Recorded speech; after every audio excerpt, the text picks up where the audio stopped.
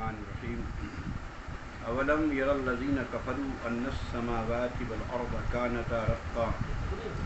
كانتا رتقا ففتقناهما وجعلنا من الماء كل شيء حي افلا يؤمنون وجعلنا في الارض رواسي ان تميد بهم وجعلنا فيها فجاجا سبلا لعلهم يهتدون وجعلنا السماء سقفا محفوظا وهم عن آياتها معرضون وهو الذي خلق الليل والنهار والشمس والقمر كل في فلك يسبحون وما جعلنا لبشر من قبلك الخلد أفإن مت فهم الخالدون كل نفس ذائقة الموت ونبلوكم بالشر والخير فتنة وإلينا ترجعون وإذا رآك الذين كفروا يتخذونك إلا هزوا أهذا الذي يذكر آلهتكم وهم بذكر الرحمن هم كافرون خلق الإنسان من عجل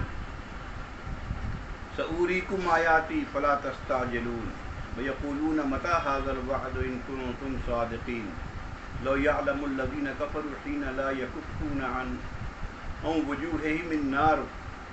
وجوههم النار ولا عن ظهورهم ولا هم ينصرون بل تأتيهم بغتة وتبهتهم فلا يستطيعون ردها ولا هم ينظرون ولقد استهزئ برسل من قبلك فحاق بالذين سخروا منهم ما كانوا به يستهزئون قل من يكلؤكم بالليل والنهار من الرحمن بل هو عن ذكر ربهم معرضون أم لهم آلهة تمنعهم من دوننا لا يستطيعون نصر أنفسهم ولا هم منا يسحبون بل متعنا هؤلاء وآباءهم حتى طال عليهم العمر أفلا يرون أنا نأتي الأرض ننقصها من أطرافها أفهم الغالبون قل إنما أنذركم بالوحي ولا يسمع الصم الدعاء إذا ما ينذرون.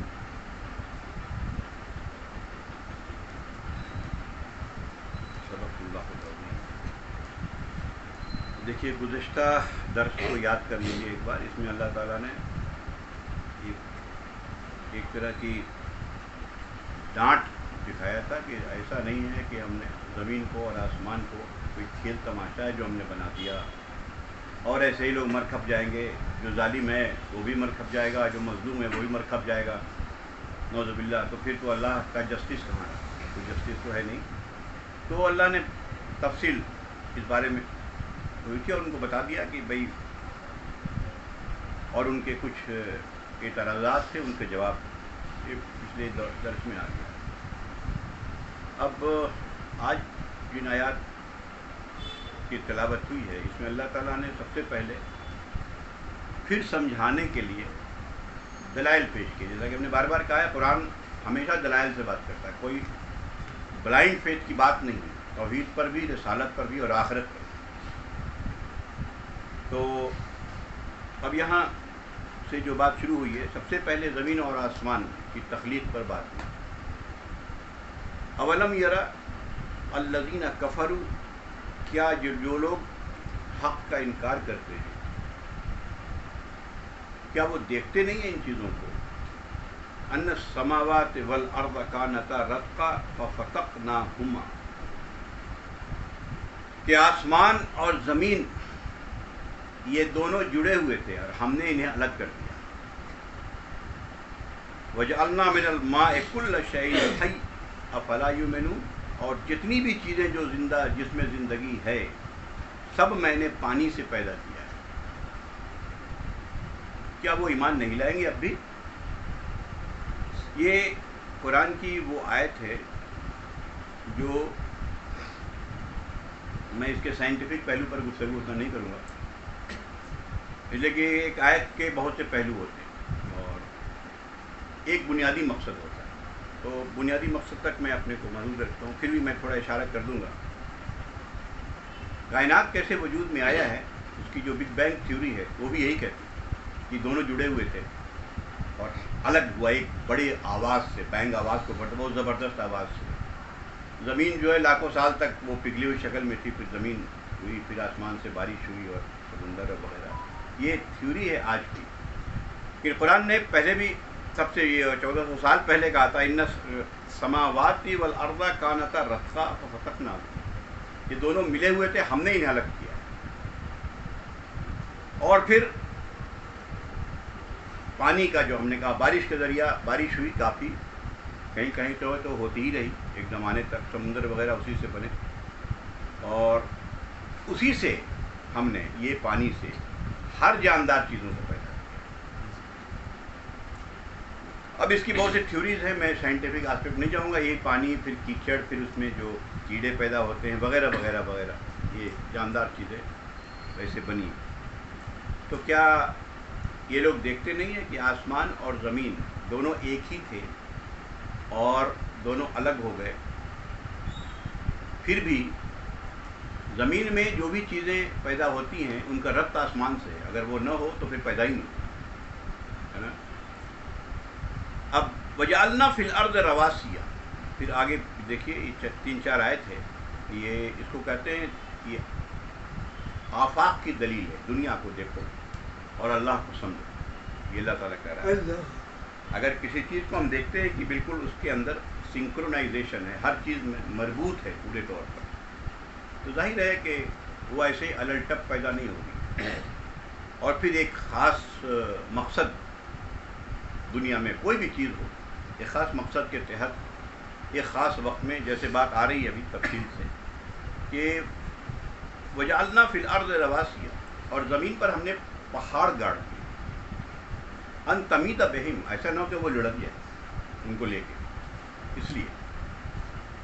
اور وجعلنا فیہا فجاجا سبلا، اور پہاڑ بھی کچھ انداز سے ہم نے کیا کہ 2 پہاڑوں کے بیچ میں درے تاکہ تم جا سکو.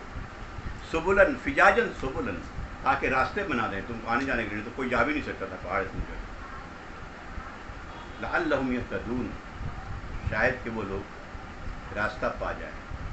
یہاں 2 معنی میں، ایک تو پہاڑ میں راستہ مل جائے گا، اور ایک ہی ان چیزوں پہ غور کریں گے تو شاید وہ لوگ ہدایت پا جائیں، اللہ کا راستہ پا لیں غور کریں تو. پھر آسمان کی طرف بتایا وجعلنا السماء سقفا محفوظا، اور ہم نے آسمان کو سقف کہتے ہیں چھت بنایا، محفوظ، سیلنگ جس کو کہتے ہیں. وَهُمْ عَنْ آيَاتِهَا مُعْرِضُونَ، لیکن میری آیت سے یہ لوگ اعراض کرتے ہیں. میں تب کبھی سوچتے نہیں ہیں کہ آخر کیوں ایسا ہے. اور زمین اور آسمان میں جو ربط ہے، ہاں ایک آیت اور میں بتا دوں پھر میں ذرا تفصیل کروں. وَهُوَ الَّذِي، وہ پھر دیکھو وہی ذات ہے، خَلَقَ اللَّيْلَ وَالنَّهَارَ، جس نے رات پیدا کیا، دن پیدا کیا. وَالشَّمْسَ وَالْقَمَرَ، سورج پیدا کیا، چاند پیدا کیا. کُلٌّ فِی فَلَکٍ یسبحون، جو فضا میں تیر رہے ہیں. سبحہ یسبحو کے عربی معنی تیرنا، ہوا میں تیر رہے ہیں.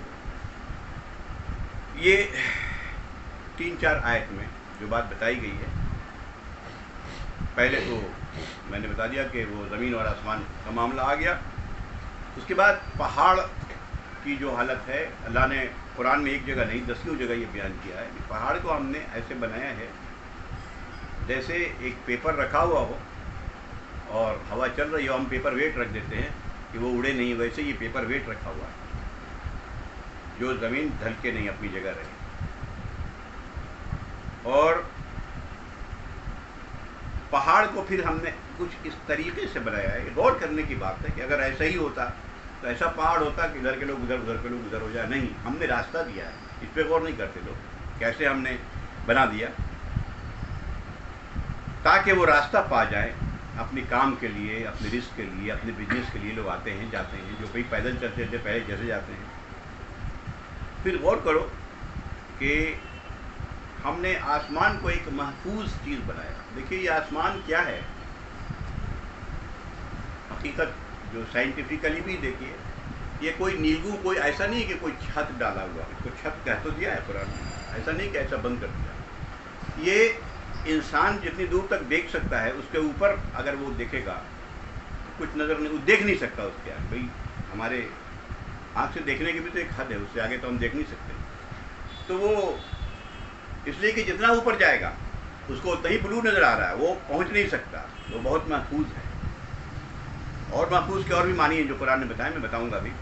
اور اس بیچ میں زمین کے اور وہ اوپر وہ کہاں پر ہے، چونکہ سارا معاملہ اوپر کا ہے تو زمین اس بیچ میں یہ تیر رہے ہیں سارے سیارے، شمس اور قمر اور یہ اس میں چاند، سب کچھ اپنے آربٹ پہ گھوم رہے ہیں تمام. اللہ نے ایسا بنایا. اور قرآن میں یہ بھی ہے کہ شیطان، جو شیطان جن ہیں، وہ اوپر جاتے ہیں سنگم لینے کے لیے. کیا اوپر میں کچھ باتیں ہیں تو پہلے کچھ لے کے چلے آتے ہیں. جب حضور صلی اللہ علیہ وسلم آئے تب سے خود جنہوں نے کہا کہ یار لگتا ہے کہ آپ دروازہ، یہ سورہ جن میں ہے، دروازہ بند ہو گیا اوپر، کوئی خاص بات ہے. کہا کہ ہاں نئے رسول آ گئے اور اب انٹری بینڈ ہے، اور وہ جو جس کو شہاب ثاقب کا، جس کو تارا ٹوٹنا بولتے ہیں، ان کو پھر وہاں سے ہم بہت محفوظ کر دیا ہے آسمان. اور آسمان سے مراد صرف بیچ میں جتنی چیزیں سب آسمانی ہیں. جیسے اللہ تعالیٰ کہتا ہے ہم نے آسمان سے پانی برسایا، تو بادل تو اتنا نزدیک ہوتا ہے کہ فلائٹ کے سفر میں ہم بادل سے اوپر چلے جاتے ہیں، لیکن آسمان سے مراد یہ ساری فضا ہے، اس کو بہت محفوظ بنایا ہے. محفوظ کے بہت سے معنی ہیں. سورج کی روشنی اگر آ رہی ہے تو اس کو اتنا دور بنا دیا ہے کہ روشنی ہمارے لیے فائدہ مند ہو، اس سے ہم استفادہ کر سکیں. 40 48 50 سے اوپر ٹیمپریچر نہیں جاتا ہے، یا 80 چلا جائے تو کیا ہو جائے گا، کوئی بھی سوچ سکتا ہے. تو ہم نے ایسا بنا رکھا ہے، یہ سب محفوظ ہے. ہم نے کہ ایک انسان اس کے اندر جی سکے، کھا سکے، پی سکے، رہ سکے، ہم نے ایسا بنا دیا. اللہ تعالیٰ کہتا ہے کیا تم غور نہیں کرتے ہو؟ پھر چاند اور سورج پہ غور نہیں کرتے ہو. ایک تو رات اور دن کے بارے میں کہا کہ دیکھو ہم نے برابر یہ رات ہوتی، دن پھر رات. اللہ نے کہا کہ ہم نے رات اس لیے بنایا کہ تم آرام کرو. وجعلنا اللیل نہارا وجعلنا اللیل لباسا وجعلنا النہار معاشا. ہم نے رات کو تمہارے لیے لباس بنا دیا تاکہ تم آرام کر سکو، دن کو معاش کا وقت بنا دیا جا کے تم اپنا روزی حاصل کر سکو. اس پہ غور نہیں کرتے کہ آخر رات ہی رہتی یا دن ہی رہتا. تو انسان کے لیے بڑی مشکل کی بات تھی. اور شمس اور قمر، یہ ان دونوں کے لیے تو قرآن ہے الشمس والقمر بحسبان. یہ سورج اور یہ چاند ایک حساب کے تحت بالکل کیلکولیٹڈ موو، سیکنڈ تک اتنا ایکوریٹ ہے کہ ہم کہتے ہیں نا کہ نماز کا ٹائم 1 منٹ اور بڑھ گیا، آج 1 منٹ کیسے، اور ہر سال ایسے ہی ہوتا ہے. یعنی اپنی جگہ سے وہ ہل نہیں سکتا. اللہ نے جس قانون کا اس کو پابند کیا ہے. کیا لوگ یہ دیکھتے نہیں کہ اتنا ایگزیکٹ حساب کے تحت اور ساری چیز، اس سے قرآن میں اور بھی کہ اس سے تم اپنے کیلنڈر بھی بنا لیتے ہو، اتنا زیادہ ایگزیکٹ بنا دیا. تم غور نہیں کرتے کہ سب چیزیں اپنے سے بن گئی یا کوئی ہے بنانے والا.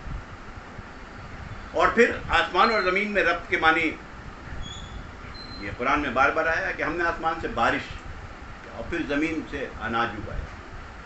یہ سب چیزیں پکار کے یہ کہہ رہی ہیں کہ بہرحال کوئی ایک ایسی ہستی ہے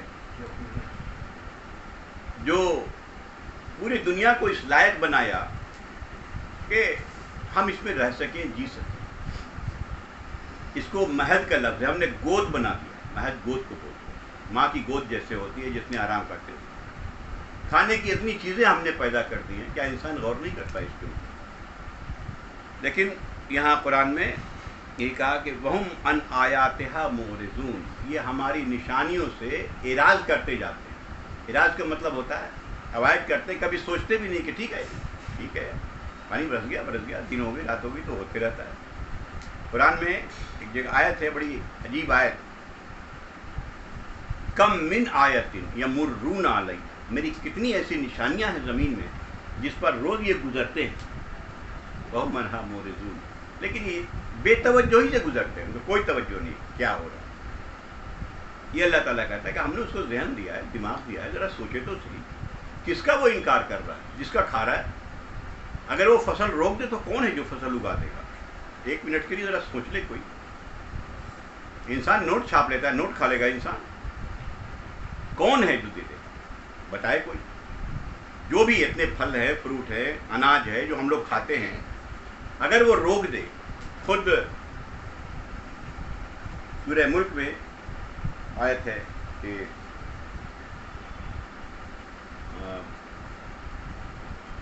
ان امسک رزق، اگر وہ ہے جو اللہ تعالیٰ کا وہ رزق کو روک دے، وہ کون رزق دے دے گا؟ بل لجو فی عتو و نفور، لیکن یہ اپنی سرکشی میں بہت بڑے ہوئے رہتے ہیں، بس ہمیں نہیں ماننا۔ تو اللہ تعالیٰ اس آفاق ہمیں ہر مسلمان کو، یا بلکہ ہر انسان کو یہ دعوت دیتا ہے کہ ایک بار غور کر کہ دنیا کیسے چل رہی ہے۔ تھوڑا سا عذاب کا جھٹکا آ جاتا ہے کہیں تو پوری دنیا تلملا جاتی ہے کہ کیا ہو گیا۔ تھوڑا سا ہی کووڈ-19 آ جاتا ہے تو دنیا تلملا جاتی ہے کہ ہوا کیا یہ، اب پریشان، پوری دنیا پریشان۔ تو یہ اس کا جواب دیا گیا، اور سب کے رب کے معنی یہ ہے کہ رب کے ساتھ جب کام ہو رہا، ہر چیز اس قانون پر ہے، اگر ایک چیز بھی قانون توڑ دے جس کو اللہ نے بنایا ہے، سورج ہو یا چاند ہو یا پیڑ ہو یا پودا ہو یا بارش ہو، قانون توڑ دے تو سورج توڑ دے تو کیا ہو جائے گا؟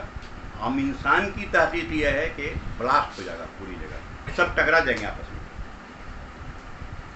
اور دنیا برباد ہو جائے گی۔ اسی کو عذاب الہی کہتے ہیں۔ تو ہم اگر قانون توڑیں گے تو کیا بلاسٹ نہیں ہوگا؟ لیکن ہماری بلاسٹنگ دوسری ہے۔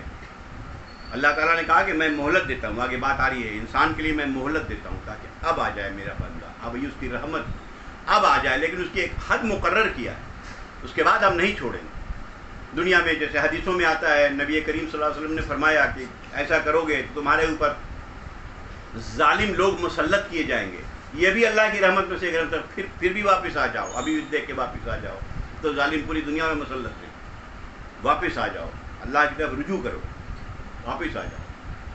تو اس سے دو چیزیں نکلتی ہیں کہ ایک تو خدا ہے، اور دوسرے ہر چیز میں ایک ہی نظم ہے۔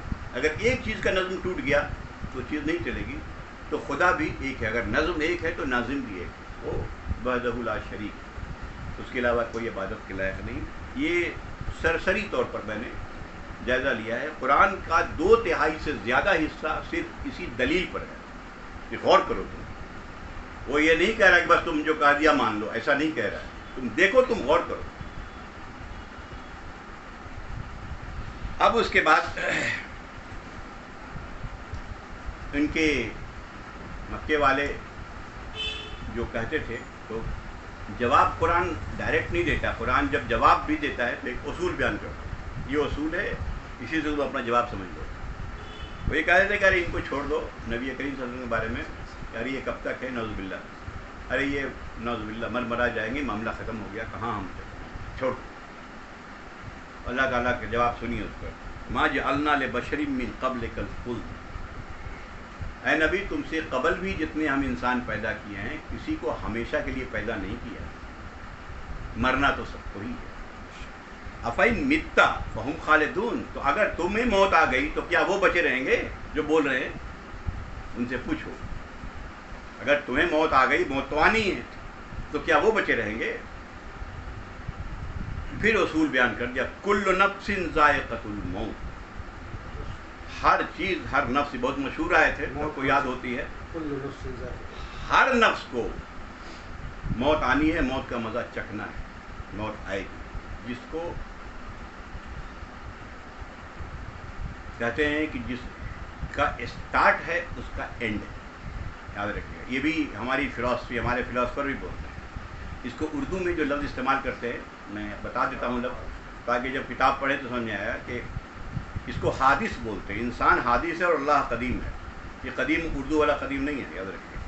قدیم کا مطلب جس کا نہ کوئی بگننگ ہے نہ کوئی اینڈ ہے، اس کو کہتے ہیں قدیم۔ باقی جتنی چیزیں وہ حادث ہے، یعنی پیدا کی گئی ہیں، تو وہ ایک دن جائے گی۔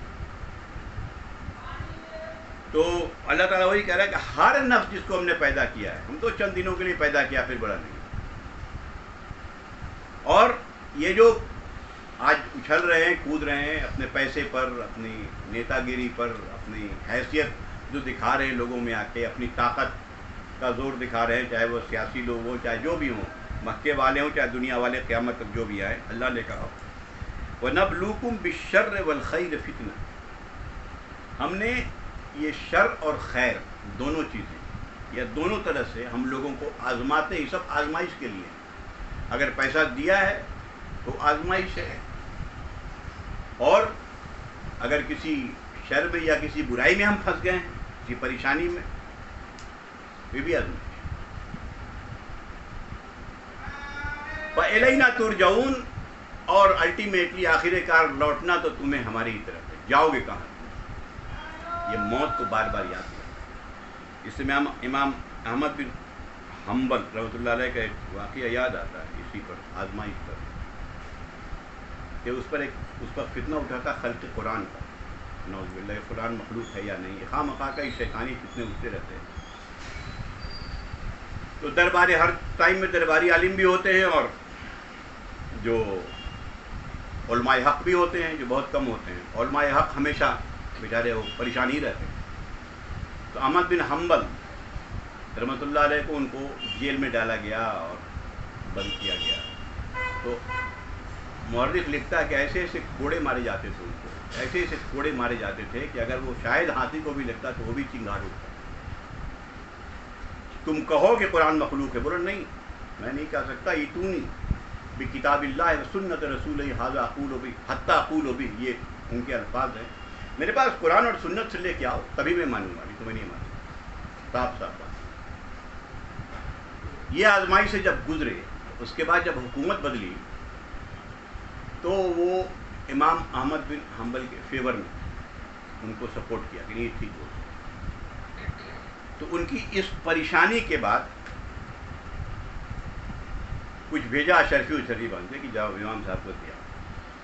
میں اس پر یاد آیا کہ ذرا ان کے الفاظ سنیے. ارے خدا کی قسم، وہ کوڑے والا جو آزمائش تھی نا، اس سے بہت ہلکی آزمائش ہے، یہ تو بہت بھاری آزمائش ہے، اس سے بچنا بڑا مشکل کام ہے. بھائی مال آ رہا ہے.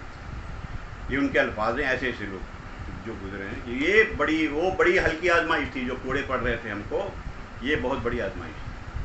پھر منع کر دیا. بڑی عجیب سی بات لکھی کہ میرے گھر کے سامنے تھوڑی سی زمین ہے، اسی میں کچھ گو کھا لیتا ہوں، معاملہ ختم، مجھے ضرورت نہیں.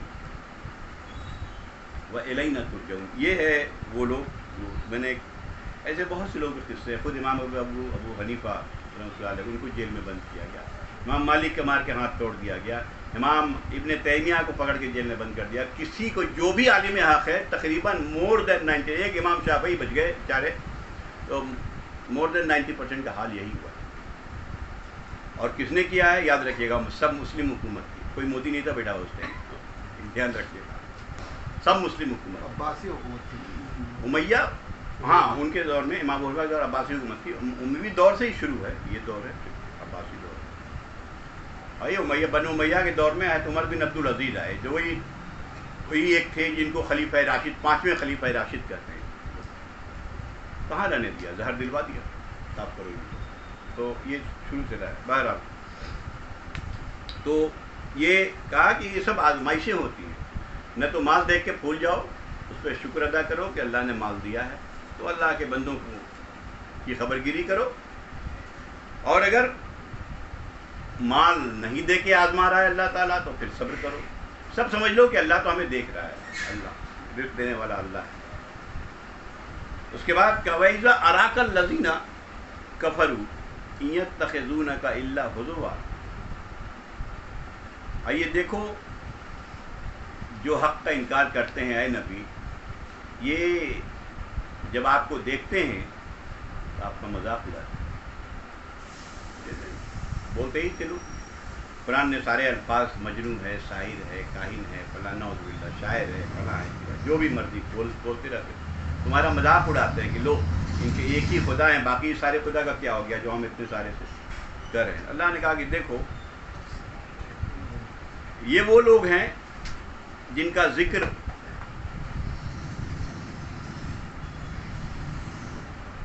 جو کرتے ہیں تمہارے ذکر کا، اور اللہ کے جب رحمان کا ذکر ہوتا ہے تو کفر کرتے ہیں، اور ان کے اپنے مانے ہوئے بتوں کا ذکر ہوتا ہے تو صحیح کرتے ہیں.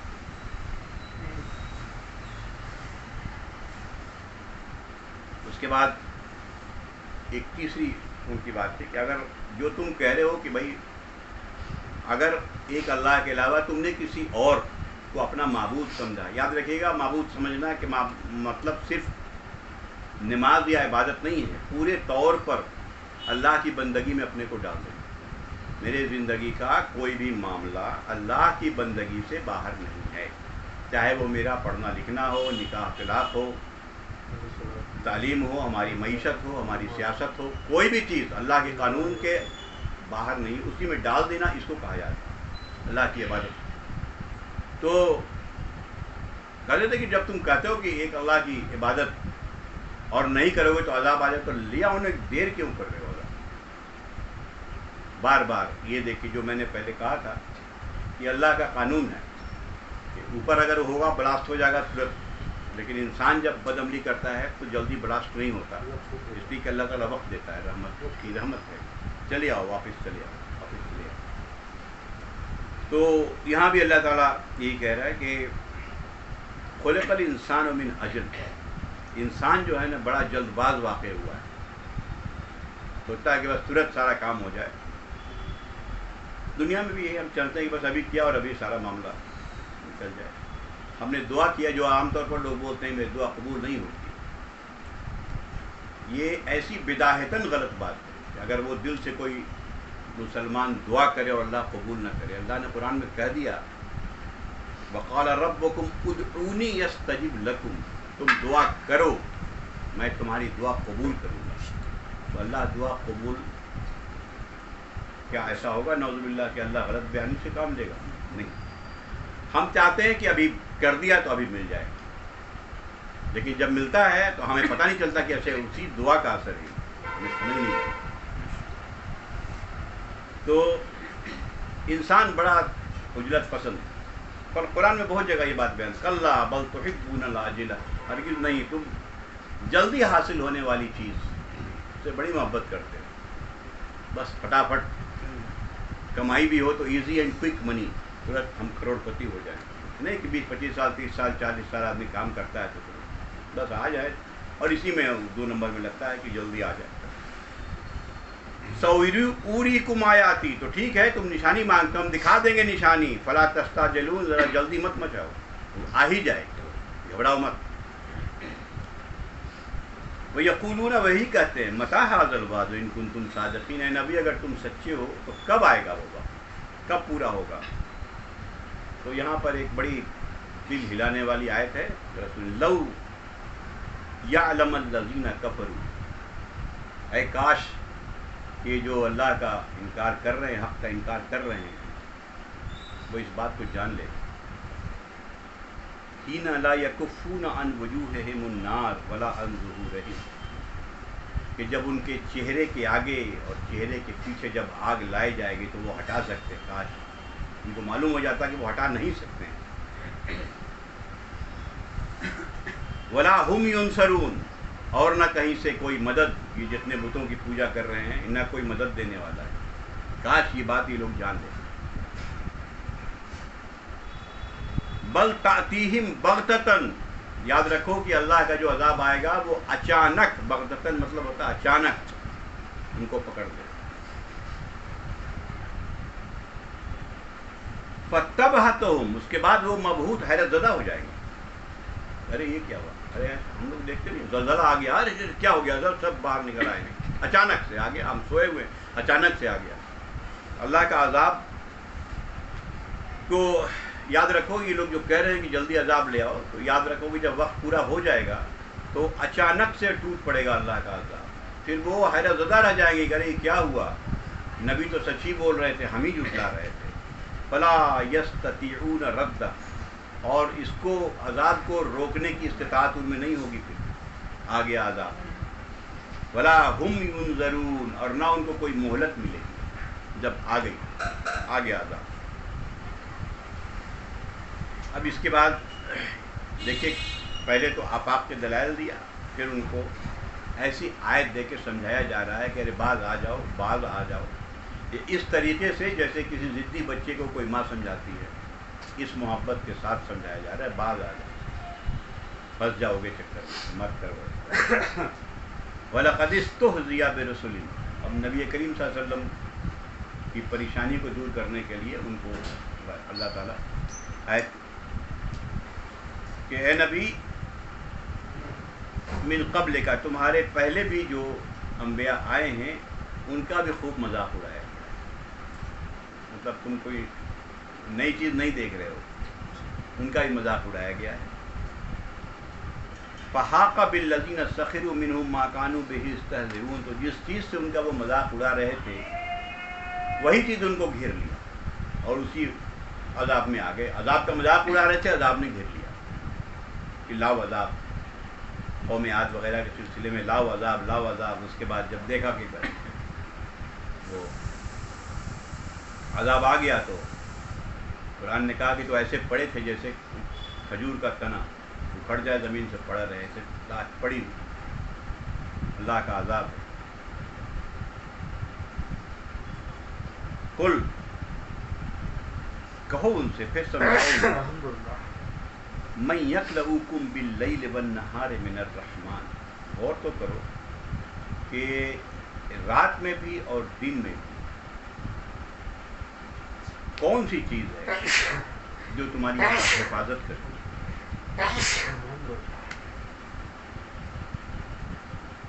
قرآن میں اس کا ذکر بہت جگہ آیا ہے کہ اَأَمِنْتُمْ مَنْ فِي السَّمَاءِ أَنْ يَخْسِفَ بِكُمُ الْأَرْضَ فَإِذَا هِيَ تَمُورُ. کیا تم اس بات سے امن میں ہو گئے ہو کہ وہ آسمان والا زمین کو دھسا دے اور زمین ہلنے لگے؟ کیا امن میں ہو گئے ہو؟ کون بچائے ہوئے تمہیں اس سے؟ ام امنتم من فی السماء ان یرسل علیکم حاصبا. کیا وہ اس بات سے اطمینان ہو گئے ہیں کہ اوپر سے کوئی پتھر نہیں برسا دے؟ تو پھر جان لے گا کہ ہمارا پکڑ کیسا ہوتا ہے. یہ قرآن نے اس طرح سے کہ انسان سوچتا ہے ٹھیک ہے جو چل رہا ہے لیکن کب کیا ہو جائے وہ جانتا نہیں. اور دنیا میں ہوتا رہتا ہے، لوگ دیکھتے رہتے ہیں، لیکن وہی ہے وَهُمْ عَنْهَا مُعْرِضُونَ. بے توجہی سے گزر جاتا ہے. ٹھیک ہے جو ہو رہا ہے. کہیں کا زلزلہ سنا، ٹھیک ہے وہاں لوگ مرے ہوں گے، میرا نہ ختم ہو گئی بات. ایک اور آیت کر کے بات ختم کر. أَمْ لَهُمْ آلِهَةٌ تَمْنَعُهُم مِّن دُونِنَا. کیا ان کے معبود ہیں ایسے کوئی جو ہم سے بچا لیں گے ان کو؟ لا يستطيعون نصر انفسهم. ارے وہ لوگ اپنی مدد کرنے پر قادر نہیں ہیں، پھر تمہاری کیا خاص مدد کریں گے؟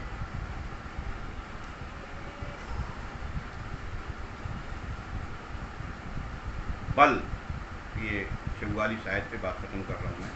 بل متعنا ہؤلاء وآباءهم. حقیقت یہ ہے، یہ بالکل سمجھیے ایک طرح سے جس کا بیان کیا. ہم کیوں اعراض کرتے ہیں، کیوں بے توجہی سے گزر جاتے ہیں، کیوں ان چیزوں پہ غور نہیں کرتے؟ صبح ہونا، شام ہونا، بارش کا ہونا، فصل کا پیدا ہونا، دن رات اپنی آنکھوں سے دیکھتے. خود انسان کا پیدا ہونا دن رات اپنی آنکھوں سے دیکھتے ہیں. اس کا ایک وجہ قرآن نے اللہ نے بتایا. بل متعنا ہؤلاء وآباؤہم. بلکہ حقیقت یہ ہے کہ ان کو اور ان کے باپ دادا کو ہم نے کافی آسائش میں رکھا، مال دولت دیا اور رہے دنیا سے رہ رہے. حتی طال علیہم العمر. یہاں تک کہ اسی معاملے میں زمانہ گزر گیا.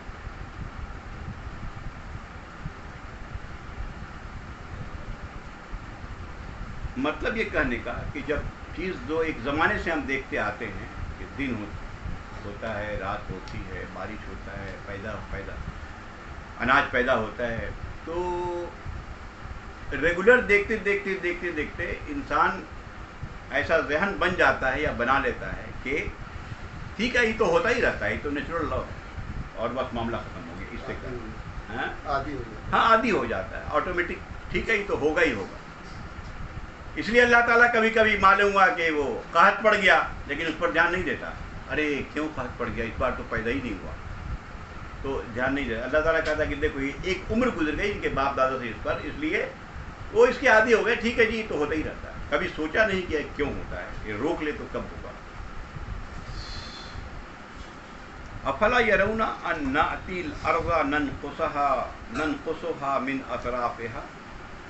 ہاں بتا دیا، کیا یہ لوگ اس بات کو دیکھتے نہیں ہیں کہ زمین جو ہے ان کے اوپر، یا خصوصی طور پر جو ارض ہے، یا مفسرین نے مکے والوں کو لیا ہے، سمٹتی جا رہی ہے. یہ لوگ نہیں مان رہے ہیں، لیکن اس کے چاروں طرف مکے کے، چاہے وہ مدینہ ہو یا وہ لوگ ایمان لا رہے ہیں اور یہ سمٹتے جا رہے ہیں. کیا انہوں نے غور نہیں کیا اس بات پر؟ افہم الغالبون، تو کیا یہ لوگ غالب آ جائیں گے؟ ایسا نہیں ہو سکتا. تو یہ آج کے درس میں، اور بھی یہ آگے کافی ہے. تو آج کے درس میں جو باتیں آئی ہیں یہ دھیان رکھنے کا ہے کہ قرآن میں یہ جو آفاق کے دلائل ہیں، بہت سے دلائل دیے گئے ہیں بار بار، اور قرآن کہتا ہے بار بار کہ غور کرو، غور کرو، غور کرو. غور کرو گے تو خدا تک پہنچ جاؤ گے. جو مشہور آیت ہے سورہ اس کی آل عمران کی، کہ ہم نے زمین و آسمان میں انا فی خلق السماوات والارض، اور رات اور دن کے بار بار آنے جانے میں، واختلاف اللیل والنہار، اس میں بہت سی نشانیاں ان لوگوں کے لیے جو سمجھ بوجھ رکھتے ہیں. تو یہ نشانی پر غور کرنا چاہیے. جب غور کریں گے تو وہ اس نتیجے میں پہنچیں گے تو کہیں گے کہ ربنا ما خلقت ھذا باطلا، اے ہمارے رب کسی چیز کو تو نے بے مقصد نہیں بنایا. اب ایک ایک چیز کو دیکھیے، کوئی بے مقصد نہ ہے، سبحان کا تو اس سے پاک ہے کہ کوئی بے مقصد کام کرے. تو یہ غور و فکر کرنے کے لیے انسان کو، اگر یہ اللہ تک پہنچنے کے لیے یہ دنیا کی نشانیاں کافی ہے، ہمیں کسی معجزے کی ضرورت نہیں ہے.